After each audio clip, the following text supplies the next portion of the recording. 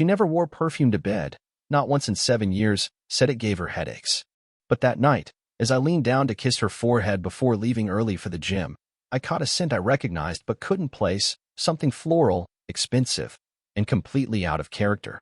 I didn't say anything, just nodded to myself and let the door click softly behind me, like a punchline to a joke only I understood. Funny how the same nose that ignored a gas leak once could sniff out betrayal in a whisper of rosewater and musk. It was subtle at first, too subtle for most men, but I've always noticed the fine print in life. 2 weeks earlier, I'd seen a receipt in our trash from a bistro we never went to, one on the other side of town, timestamped during her late client meeting. I didn't mention it.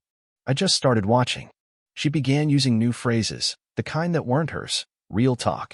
At the end of the day, and once, cringingly, it is what it is.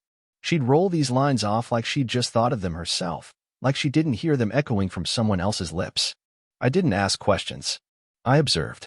That's when I started cataloging everything. Phone habits, scent changes, misplaced receipts, oddly folded laundry. Like the day I found her silk blouse, laundered and ironed, with a faint red wine blotch along the hem, odd, since she never drinks red.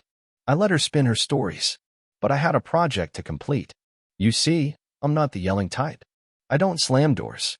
I don't rage. I strategize. When I caught her reflection smiling into her phone more than she smiled at me, I knew I wasn't just living with a liar, I was housing one. But the law is a beautiful thing when you know how to use it, and I had built myself a legal mousetrap months before the cheese ever appeared. You have to understand, 3 years into the marriage, I got a raise and some stock options that changed my financial picture completely. She didn't want to post-nup, said it was unromantic. But a year ago, after a fake financial scare I orchestrated, something about potential liability from a failed business I never actually invested in, I convinced her we needed to protect each other with a revised agreement. I sold it as a gesture of trust. If something ever happens, I don't want you dragged down because of my mistakes. She ate it up, especially when I added a section granting her a life insurance payout in case I died suddenly. That little clause made her feel safe. But buried deeper, beneath the jargon and subclauses, was the real meat, an adultery clause that nullified her claim to alimony, a stipulation that any infidelity on her part would default all community property to me, and a line about moral turpitude that gave me automatic custody rights if it ever came to that. Ironclad. My lawyer and I had toasted to it the day it was signed. I told her to get it looked over, and she waved it off. You'd never screw me over, she laughed. I just smiled. The perfume was just confirmation. By the time I noticed it, I'd already compiled weeks of screenshots, bank statements, and cell tower logs. She used the same passcode for everything, a mistake I encouraged with years of mock forgetfulness, always needing her to remind me. I found her hidden chat app, tucked between 2 meditation widgets.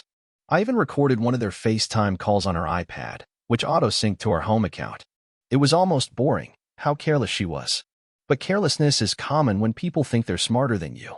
One night, she left her Apple Watch charging in the bathroom. Her coworker messaged her at 2:13 a.m., still thinking about you under me tonight.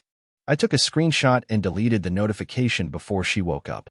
That morning, I brought her coffee with a smile and kissed her like I still meant it. Because the game wasn't over. It was just getting beautiful. She thought she was winning. She thought I didn't notice the way she'd stay in the bathroom an extra 10 minutes after dinner, whispering into her phone with the shower running. She thought I believed her when she said the new lace lingerie was just for confidence. I let her think all of it. I even encouraged it. You see, when a trap is laid well, the mouse not only walks in, it dances. All I needed was one final move, one last betrayal to seal it. And I didn't have to wait long. That weekend, she told me she had a corporate retreat. 3 days, no phones allowed, company policy. I nodded and packed her suitcase for her. Included a little surprise, an AirTag sewn discreetly into the lining. I watched her location ping to a luxury resort 3 hours away, then to a cabin suite registered under her lover's name. I even screen-recorded the GPS trail and cross-referenced it with her corporate calendar, which I'd hacked months ago. No retreat listed.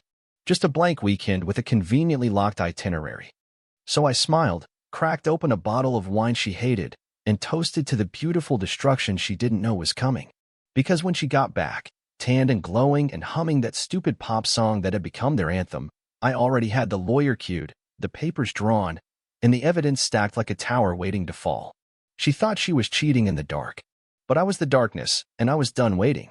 I used to think we were solid, not perfect, but solid, like a well-built bridge. We had our routines, Thursday sushi nights, lazy Sunday mornings with her head on my chest while we argued over documentaries. She laughed at my dumb impressions, told me I made her feel safe. For a while, I believed that meant something. I supported every wild idea she had. When she wanted to launch an Etsy store, I bought her a new MacBook. When she wanted to run a marathon, I massaged her legs every night after training. I said yes more than I should have. I gave her space, time, money, comfort. I let her reinvent herself a dozen times because I figured that's what love was, helping someone become whatever version of themselves they needed to be. But it was different this time. It started small. Like all earthquakes do, little rumbles you try to ignore because it's easier than admitting the ground beneath you is shifting. She began speaking in phrases that didn't belong to her. "I need to reclaim my narrative," she said once while doing dishes, as if she was reciting from some podcast script. "I've lost sight of my own emotional journey." I laughed at first, thought she was joking. She wasn't. That was the first time I noticed the way her eyes didn't quite meet mine anymore. They hovered just around me, like looking directly would require something she no longer wanted to give. Then there were the late-night drives, just needed to clear my head drives that used to end with her crawling into bed, clinging to me like a child needing warmth. Now she came home showered, emotionally vacant, her hair tied up differently than when she left. She said she was finding herself.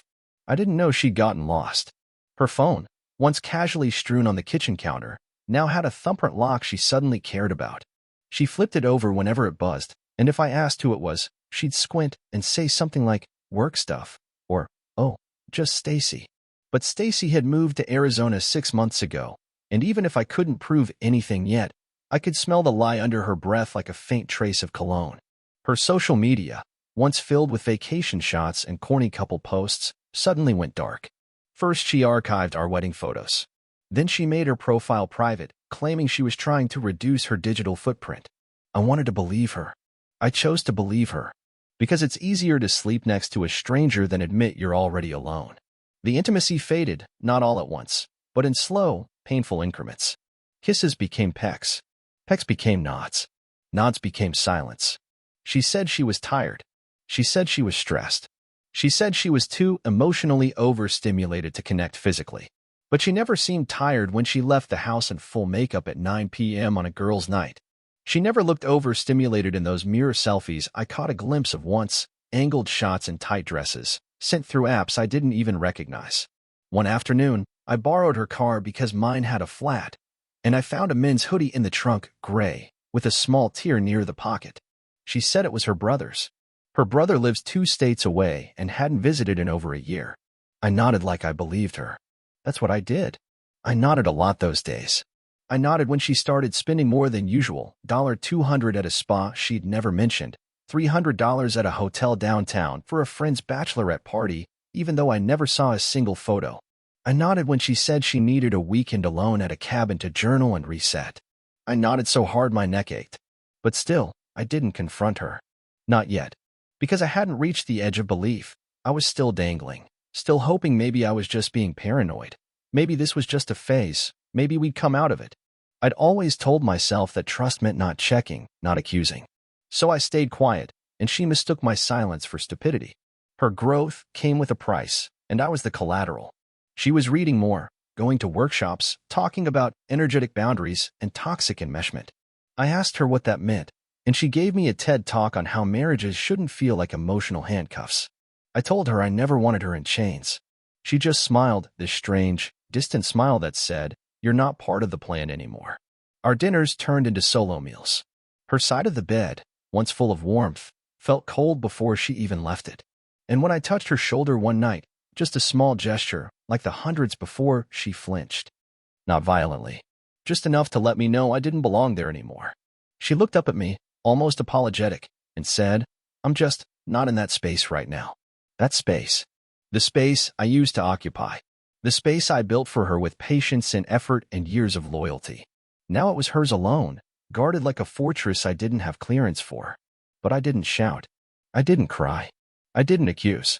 I just smiled, said, "Take all the space you need," and kissed her goodnight like a man tucking in a stranger.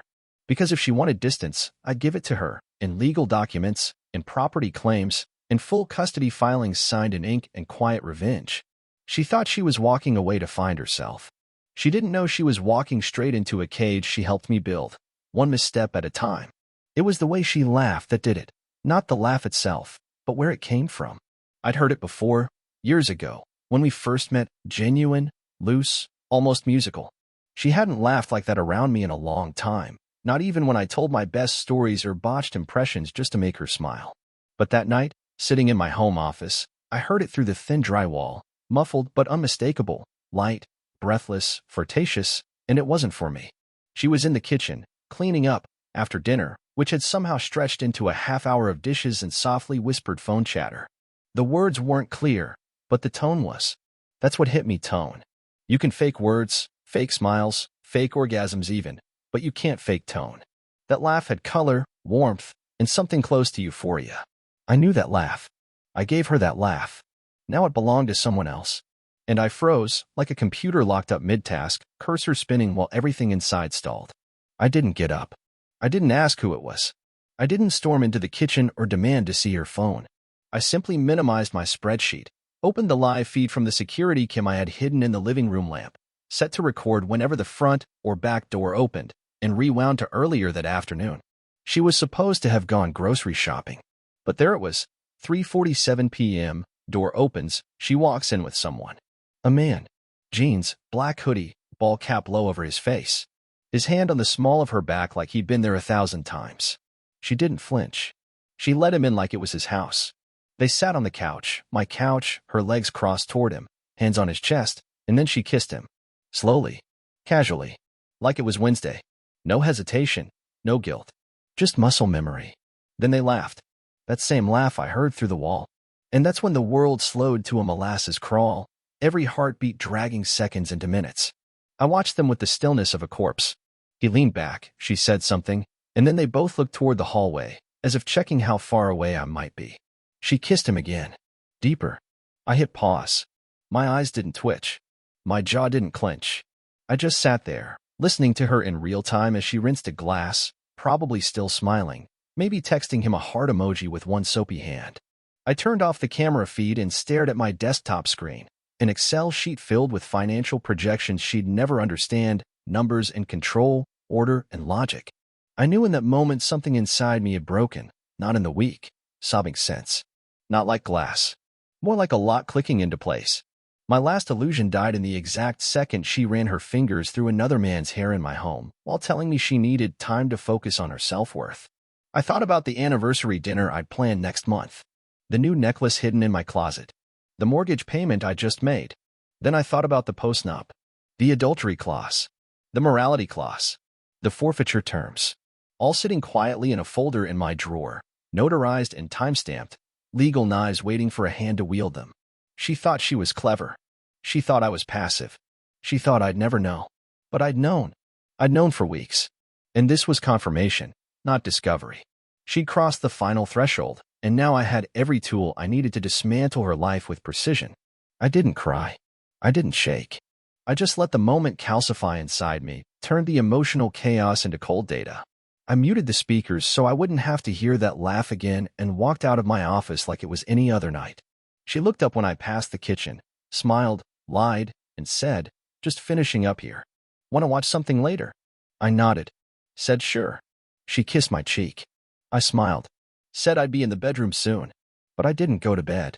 I sat in the guest room with the door closed and spent the next 4 hours creating a new folder on my drive, labeling files, compiling video stills, copying texts, sorting evidence.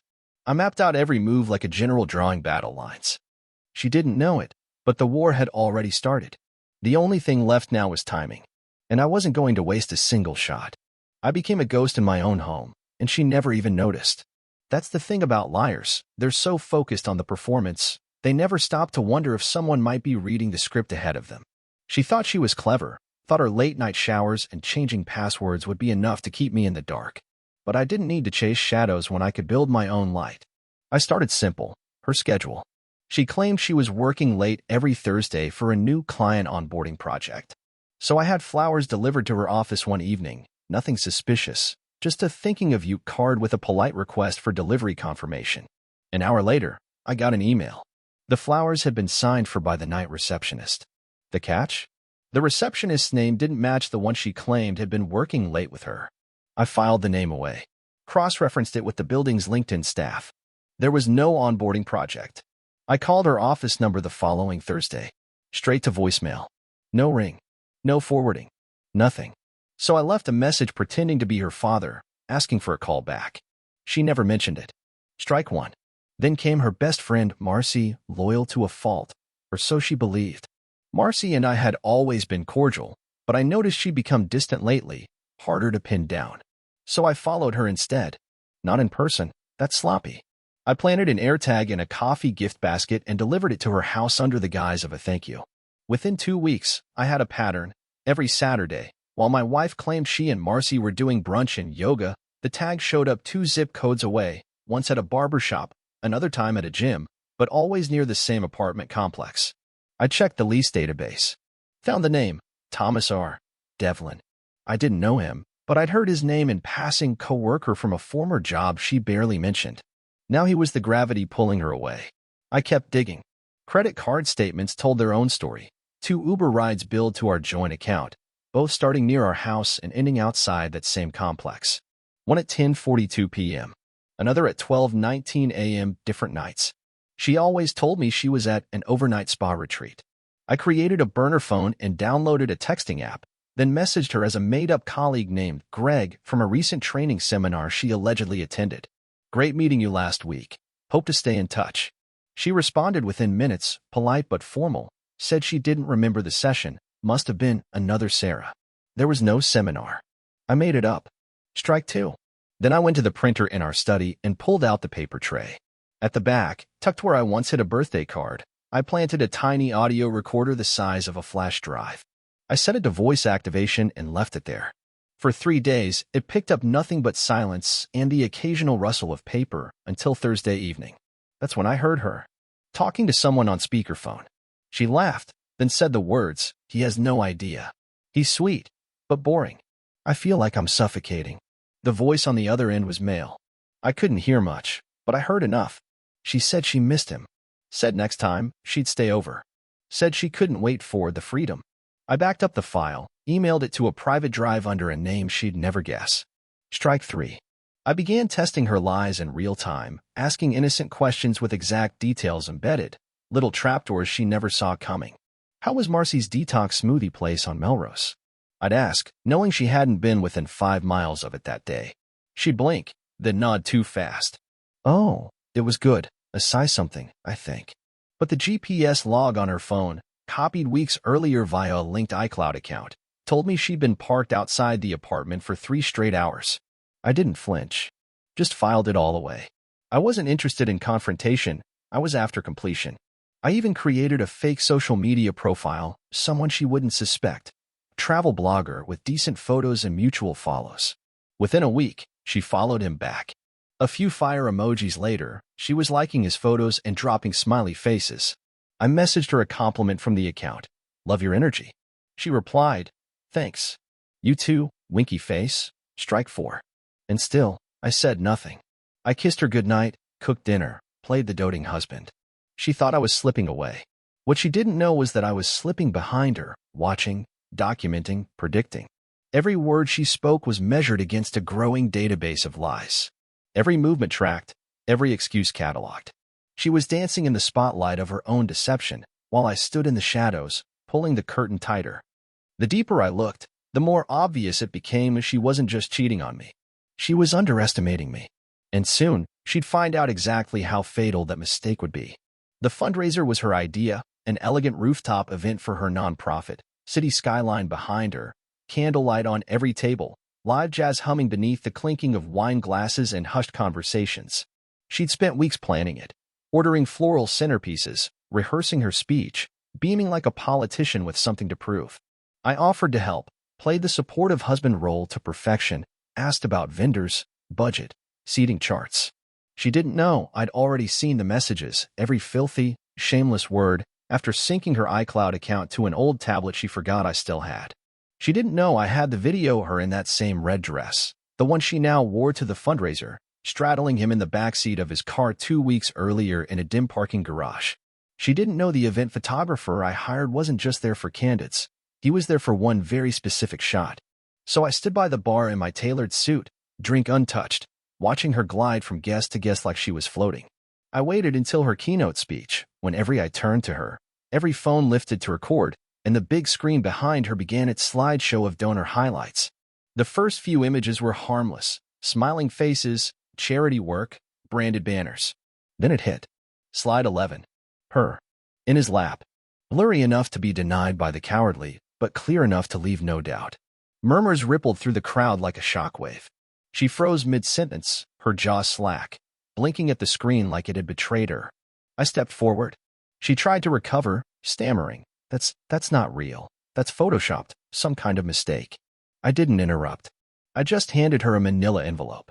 She opened it slowly, like it might explode. Inside were stills, chat logs, location pinks, one receipt from a liquor store they'd visited together, and a time-stamped photo of her entering his apartment on a night she told me she was with Marcy. Her face drained. "Okay," she said quietly, lips trembling. "We were just talking. It wasn't serious." I was confused. I tilted my head, waiting. She gripped the microphone with white knuckles, looked around at the half-frozen crowd, then tried again. "You work all the time. You never noticed when I needed you." I felt invisible. Her voice gained strength like she thought this was a courtroom where tears might earn her sympathy. "I made a mistake. I admit that. But you have to see how we got here." Still, I said nothing. I watched her unravel. "You're so cold sometimes," she snapped suddenly, eyes darting, voice sharper. "You act like a robot with spreadsheets. Maybe if you actually felt something, I wouldn't have had to find it somewhere else." There it was. The turn. The blame. She wanted me to flinch, to shout, to create chaos so she could claim the moral high ground. Instead, I reached into my jacket pocket and handed her a flash drive. "Everything is on there," I said calmly. "The full extent of your confusion." Her face twisted. "You planned this? You've been spying on me." Her voice rose with indignation, trying to claw back power through moral outrage. "You set me up. How's that any better?" I leaned in slightly, voice low but sharp. "You handed me the rope. I just waited for you to tie the knot." She stared at me, trying to hold onto the performance, but the cracks were showing, her composure fracturing, her hands trembling slightly. "You think this makes you strong?" she said with a bitter little laugh, the mocking tone returning like a shield. "Congratulations. You embarrassed me in public. You'll look like a monster to everyone here." I smiled. Just slightly. "No," I said. "You did that all on your own. I just stopped protecting the image you didn't deserve." She opened her mouth to say something else, but nothing came out. Her eyes scanned the crowd, looking for an ally, anyone who might intervene. But no one moved. Even her board members looked away. She was alone now, trapped under the weight of her own choices, and I hadn't even raised my voice. The music had stopped. The servers stood frozen, unsure if they should keep pouring wine. The city lights behind her now looked more like prison bars than celebration. I stepped back, giving her space to drown in the silence she'd earned. I wasn't going to leave, not yet. I wanted her to feel the moment stretch, to understand this wasn't just a spectacle. This was a reckoning, and I intended to make sure she felt every second of it. She cornered me in the hallway of the venue 10 minutes after the disaster, her heels clicking like gunshots on the polished floor, eyes wide with fury and desperation, mouth already open before I turned to face her. "How dare you do this to me?" she hissed, voice shaking with rage, tears threatening to fall but never quite forming, like even her grief was half committed. "You humiliated me in front of everyone I know." I didn't speak. Just looked at her the way one might study a broken clock, curious, but detached. "You smothered me," she said, jabbing a finger into my chest like that would ignite something. "You watched me rot in this marriage. You never saw me. You never really listened." I tilted my head slightly. "I listened. You just stopped saying anything worth hearing." That hit her. Not loud. Not cruel. Just factual. Her face twisted like she'd tasted something bitter. "You were boring," she spat, eyes narrowing. "You're a robot. A spreadsheet with legs. No fire. No passion. You think being calm makes you strong, but it just makes you forgettable." I stepped closer, calm as ever, and said, "Funny. I wasn't too boring for you to live off of. Or lie to. Or cheat on. Repeatedly, like it was a sport." She looked away for half a second, then snapped back like a trap. "You think you're the victim here? You think this is all on me? Maybe if you touched me like you actually wanted me, I wouldn't have had to go somewhere else to feel alive." I shrugged. "Then go back there. I'm sure he'll find your desperation endearing until he doesn't." Her breath caught, like she'd been slapped. "You don't get to talk to me like that," she said, voice rising. "Not after what you've done." I looked at her, eyes dead still. "You mean holding up a mirror?" Her mouth opened, closed, then twisted into a sneer. "You planned this. You're sick. Who records their wife? Who spies like that? You trapped me." I leaned in just a little. "No. I gave you rope. You tied the knot." She tried to laugh, but it came out cracked and uneven. "You think you've won. You think this makes you some kind of genius. But everyone saw what you did. You destroyed your own marriage for the sake of a little ego." My smile was thin, clinical. "No. You destroyed it. I just turned the lights on." That's when she faltered. Just a blink, a twitch in the corner of her mouth. She was running out of weapons, cycling through emotions like costumes at a dress rehearsal. "I gave you everything," she shouted. "I gave you my youth, my body, my best years, and this is how you repay me?" My voice dropped lower. "You gave me lies, and I paid in silence. That balance is overdue." Her voice cracked now. "So what? You're done?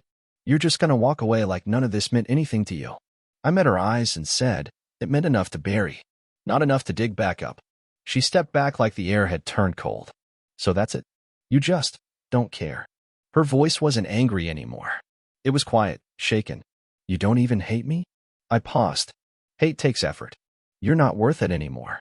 That silence stretched like a void between us, swallowing everything she thought she had left. Her hands trembled. Her breath came in sharp little bursts. And for the first time, she looked small, not physically, but insignificant. Like the noise had drained out of her and left nothing but a hollow shell in its place. She tried one last time. "Please, don't do this," she whispered. "We can fix it. We can go to therapy. I can change. I'll do anything." I nodded, slowly, as if considering. Then, "Good. You can start by packing your things." The words didn't rise in pitch. They didn't carry venom. They just landed, heavy and final.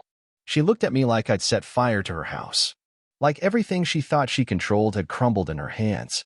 And I just stood there, immovable, watching her fall apart under the weight of her own choices. No rage. No sympathy. Just the truth, cold, silent, undeniable. And in that moment, she finally understood. The worst punishment wasn't screaming, or public shame, or even divorce. It was indifference. It was knowing I'd seen every lie, every trick, every mask, and simply stopped caring. That I was already gone, and there was no one left for her to manipulate but the empty space between us. She thought I'd vanish quietly, take the humiliation, lick my wounds, and leave her with the house, the car, the sympathy of friends who didn't know better. She didn't realize I'd already moved 3 steps ahead, orchestrating a takedown so clean it would leave no fingerprints, only silence and ruin. The day after the fundraiser, while she cried on the couch pretending to be the victim of some cruel trick of fate, I was on the phone with my attorney, finalizing divorce paperwork I'd prepared weeks earlier, waiting only for the final proof. I filed it without telling her, served by courier to her office under the pretense of a client gift. Along with the documents came a full dossier, dozens of pages of evidence detailing her affair, photos, transcripts, GPS logs, and the most damning of all, the voice recordings from our own home. All cataloged, indexed, and neatly prepared for any courtroom or custody evaluator who might ever need to see it. The postnup she signed, blissfully ignorant, had a strict adultery clause, ironclad in wording, airtight in state law. She forfeited any claim to alimony, any right to the house, any percentage of my investments. That was the first domino. The second was financial lockdown. The joint accounts were split and drained 2 days before the fundraiser. I had already shifted my paycheck into a separate account weeks earlier, filed an affidavit with the bank to restrict access, closed the cards, and froze any open lines under our names. She didn't even notice until her card declined trying to buy a $7 latte. The car she loved, the Audi I put in her name but financed through my company, was reclaimed the same morning. She woke up to a stranger from a private repo service scanning the driveway, keying in the VIN, and driving it away without a word. I transferred utilities into my name and then scheduled disconnections for anything attached to her email or personal accounts. She'd soon find out that the internet didn't work, the streaming services were inaccessible, and even the thermostat app on her phone had been locked out. She could sit in the dark and wonder how the life she thought was hers slipped through her fingers without so much as a slammed door. The third strike was surgical. I contacted her HR department. No fireworks, no drama, just a short, Respectful message to her supervisor with enclosed documents showing she had used company travel reimbursements to fund her client meetings, including hotel stays and Uber rides not related to any official business. Her affair partner worked for the same firm, something she'd been stupid enough to think wouldn't matter. HR thanked me for the information. I never heard from them again, but I didn't need to. I knew they'd quietly open an investigation. And in a company that polished its image harder than its profit margins, scandals didn't last long, especially when it involved someone using company funds for extramarital activities with a subordinate. She didn't lose her job immediately, but the warnings started stacking. Reviews went from glowing to under-evaluation. Promotions vanished. Invitations dried up. Her career died slowly, quietly, without fanfare, just how I planned it. And then there were the people. Her friends. Her family. She always said I was too private, that I didn't share enough. So I started sharing. One message at a time. Not angry rants or dramatic declarations, just calm, factual summaries. Screenshots. Photos. Time logs. I sent a package to her parents with a simple note. I thought you deserved to know the truth. Ask her about Thomas. I left copies in sealed envelopes with her closest friends, some of whom had suspected something was wrong but never dared ask. The fallout wasn't explosive, it was cold. They didn't scream. They just went silent. She started losing brunch invites. Group chats. Little by little, the world she built around her lies crumbled. And still, I hadn't raised my voice once. The custody filing came last. That one I did slowly, methodically. I documented everything. Her lies, her absences, the way she left our child with neighbors to sneak off to work events. I built a case that made the judge's decision a formality. Full custody, signed and stamped, and her visitation limited until she could prove emotional stability. She tried to fight, of course. Cried in court. Claimed manipulation. Claimed I was vindictive. But the evidence spoke louder than her tears. She didn't even get the chance to twist the narrative. The judge's expression said it all. She wasn't losing because I was cruel. She was losing because she'd walked into a courtroom with no ground beneath her feet. Through it all, she kept trying. Kept sending messages late at night. Can we talk? You didn't have to go this far. We can still fix this if we just stop all the drama. I didn't reply. I didn't need to. I had already won, not with rage, not with vengeance shouted across a kitchen table, but with strategy, with calm, with ruthless logic. I didn't burn her world down. I just turned off the oxygen and let her suffocate in the vacuum she created. She still doesn't know how deep the plan ran, how many hands helped quietly push her down. But it doesn't matter. By the time she realized the game was over, she wasn't even on the board anymore. She didn't know I'd been invited to her sister's engagement party, or maybe she assumed I wouldn't come, figured I'd still be licking my wounds in some empty apartment while she kept playing the misunderstood victim. But I showed up, suit pressed, eyes calm, carrying a quiet storm she never saw coming. The place was packed with family, hers and mine, everyone dressed in soft pastels, champagne flutes in hand, smiling over catered hors d'oeuvres and polite conversations. She was already there when I walked in, spinning some half-hearted version of her downfall to anyone who would still pretend to listen, that wide, performative smile plastered on like a clown's final act. She wore white, always the center of attention, even when she had nothing left to offer but drama. When she saw me, her smile twitched, just slightly, and I saw the flicker in her eyes. That split second of panic she tried to swallow with confidence. "Oh," she said, voice light, false, plastic. "I didn't know you were coming." I smiled gently. I'm full of surprises. And I was. Because while she made the rounds, charming the oblivious and trying to pretend nothing had changed, her world was already set to implode. I had spoken to her sister 2 days earlier, shared the documents, the audio files, the photo of her with Thomas on the very day she was supposed to be helping with engagement planning. Her sister had listened in silence, then simply said, "She always ruins everything." That was all I needed. Tonight, the sister played along, held her hand, laughed at her jokes. But then, midway through the evening, just as she was about to raise a toast to love and loyalty, the Bluetooth speaker in the backyard stuttered, once, then twice, before switching from soft jazz to a clip of her own voice. "He's just so boring," she said, her words leaking into the warm evening air like a toxin. "I fake it all the time. I swear. I feel like I'm dying when he touches me." Laughter followed, hers, light and cruel. Then the audio cut. The silence that followed was brutal. Not explosive, not dramatic, just heavy. People froze, glasses halfway to lips, conversations dead in their throats. Her eyes widened, her face drained of color, and she stammered. That's out of context. I don't know how, someone must have, but no one was listening. Her mother stepped away first, putting down her drink like it suddenly tasted rotten. Then her cousin, arms crossed, jaw tight. Even her best friend, the one who once helped her lie to me, turned her back and walked into the house. She tried to laugh it off, the way she always did. Okay, very funny, she said, forcing a smile that didn't reach her eyes. Great prank. Who brought the psycho X? But I didn't move, didn't speak, just stood there, at the edge of the patio, hands in my pockets, watching as the ground opened beneath her. She turned to her fiancé-to-be, the one she'd been bragging about supporting. You believe me, right? She said. You know this is all a setup. He blinked once. You said you were at yoga that day, he replied quietly. I paid for the class. She reached for him, but he stepped back. Don't, he said. Just that. Nothing more. She spun, eyes darting, looking for someone, anyone, to defend her, but there was no one left. The crowd wasn't hostile. They were indifferent. She wasn't scandalous. She was pitiful. Her aunt whispered something to her uncle. A family friend pulled her teenage daughter away by the elbow. And through it all, I just stood still. She finally turned to me, desperate now, her voice cracking as she tried one more time. You think this makes you strong? She snapped. Standing there like you're so above it all. I met her gaze.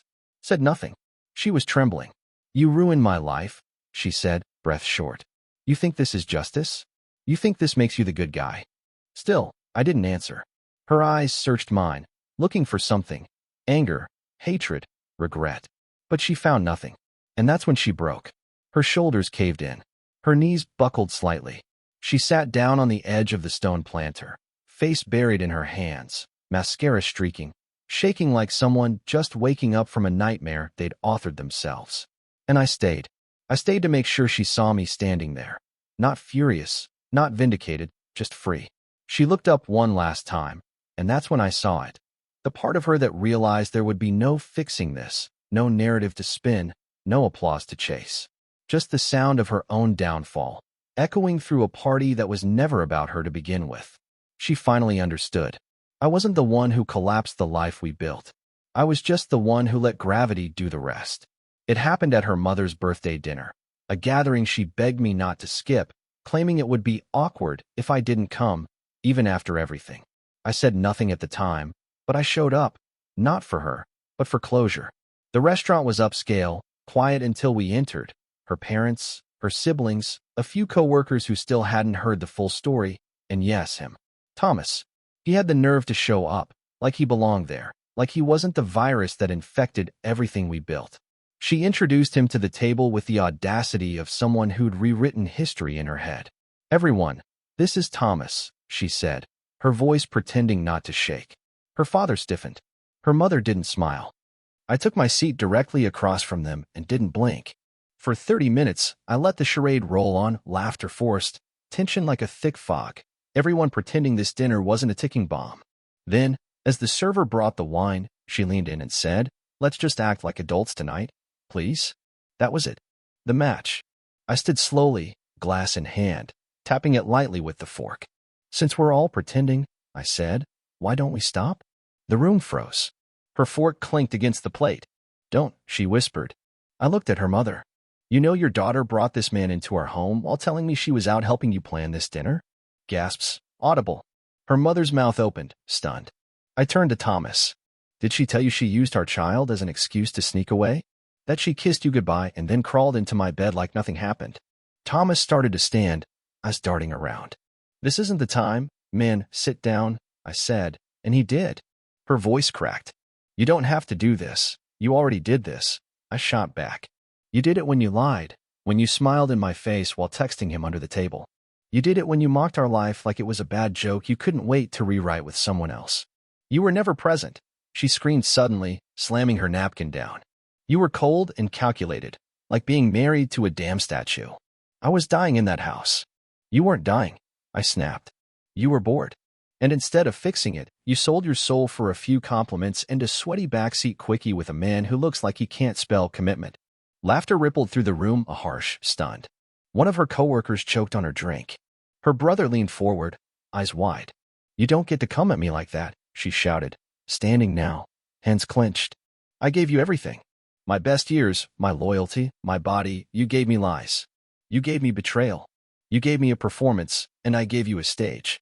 You loved being the perfect wife until someone with less morals and more cologne gave you a new line to memorize." Her face twisted. "You don't know what it's like to feel trapped, to feel unseen." "No," I said, stepping closer. "I don't. Because I gave you everything. I paid for your dreams, listened to your insecurities, held you when you cried about nonsense. And the moment your reflection didn't sparkle in my eyes the way it used to, you ran to the nearest man with an open zipper and called it freedom." She slapped the table. "You think you're so righteous, so morally superior. But you're just a bitter little man who couldn't keep me happy." Her mother stood to speak, but I raised a hand. "No, let her finish. Let everyone hear her. Let them hear the woman who cried in front of a judge, begging for joint custody, while her lover sat parked outside my house like a rideshare app gone rogue." Thomas stood. "This is out of control. You should leave," I said without even looking at him. Her father nodded toward the door. "Now." Thomas muttered something under his breath and practically ran for the exit. She turned to her parents. "Are you seriously siding with him after everything I've told you?" Her mother shook her head. "We saw the recordings." Her father. "We saw you." Silence. Dead. Cold. Absolute. She sank into her seat, hands shaking. "You ruined me," she whispered, more to herself than anyone else. "No," I said, voice low. "You ruined yourself." I just stopped cleaning up the mess. The restaurant was silent but buzzing with whispers, phones already recording, people leaning in to catch every word like it was gospel. I turned to leave. She called out once, my name, cracked and desperate, but I didn't turn back. She collapsed against the table, sobbing now, the mask finally shattered beyond repair. And I walked out calmly, every eye in the room watching the man who didn't just survive betrayal, he orchestrated the reckoning. 3 months later, she was unrecognizable, not physically, but in presence, in the way people no longer reacted when she entered a room, and how silence followed her like a curse she couldn't outrun. After the engagement party meltdown, the story spread fast. Someone posted a clip online, edited with slow motion and dramatic music, and within 48 hours it had nearly 1 million views. Her name trended locally for a week, and with it, every lie she'd told was publicly dissected like a frog in a high school biology class. Her job didn't fire her outright, but the suspension turned into a resignation when HR encouraged a graceful exit. The affair partner, Mr. Romantic Rebound, disappeared less than a week after the video surfaced. She tried to reach out to him, called, messaged, even waited outside his apartment once. He never answered. Moved out 2 weeks later. Changed his number. Left no forwarding address. The friends she used to gossip with during fake girls' nights stopped responding altogether. She posted a long-winded apology online, one of those over-filtered, selfie-ridden posts full of growth and lessons learned and navigating personal healing, but no one bought it. Comments ranged from "too little too late" to "we were rooting for you." "You embarrassed us." Her family didn't stand by her. Her mother blocked her number. Her father returned the key to her apartment with a note. "You had every chance. We're done pretending." Her brother posted a vague tweet that said, "Don't betray people who build you," and unfollowed her on everything. She eventually moved out of the city, couldn't afford the rent on her own, and she knew she couldn't show her face at the coffee shops and stores we used to visit. She ended up somewhere 2 hours south, working at a call center under a different last name, the kind of place where no one asks why your eyes are always red or why you flinch when your phone buzzes. And then came the messages. The first one was short, "Can we talk?" I didn't answer. The next one, a little longer. "I messed up. I miss you. I didn't know how much until now. Then, you were the only one who ever truly loved me. Then, I still love you." I stared at that message for maybe 10 seconds, then replied, "Strange. I don't even remember your name anymore." She showed up once, unannounced, 2 months after the divorce finalized. I saw her through the peephole, thinner, tired, makeup smudged like she'd rushed it on in the car, eyes already puffy from crying. I didn't open the door, just watched her stand there, shifting on her heels, hands wringing the bottom of her coat. She finally slid an envelope under the door and left. Inside was a handwritten letter, 10 pages long, spilling every cliché in the book. I didn't know what I had. I was scared. I sabotaged the one good thing in my life. I see it now. I read it once, slowly, folded it in half, and fed it into the shredder without hesitation. That was the last I heard from her. And what stings her most isn't the public shame, the career collapse, or the isolation. It's the fact that I don't hate her. Because hate still gives her power, still makes her relevant. But I look at her now and feel nothing. No fire, no fury, not even pity. Just a hollow space where love used to be, now filled with clarity. She didn't lose me. She threw me away. And now she's just someone I used to know. Someone who burned down her own house and blamed the match. Someone who buried everything beautiful under a shallow grave of selfishness, and still has the audacity to call it a mistake. I see her sometimes online, mostly. A new profile. A quote about healing. A photo of a dog she probably doesn't own. But it doesn't matter. She's not my problem anymore. She's not anything anymore. And if she's listening, if she ever stumbles across this story, hoping to find some part of me still clinging to the past, I'll leave her with this. The only truth that's ever mattered. I didn't lose you. I survived you. And that made all the difference. Thanks for listening. That was my story. Where are you tuning in from? And more importantly, did you enjoy the fall?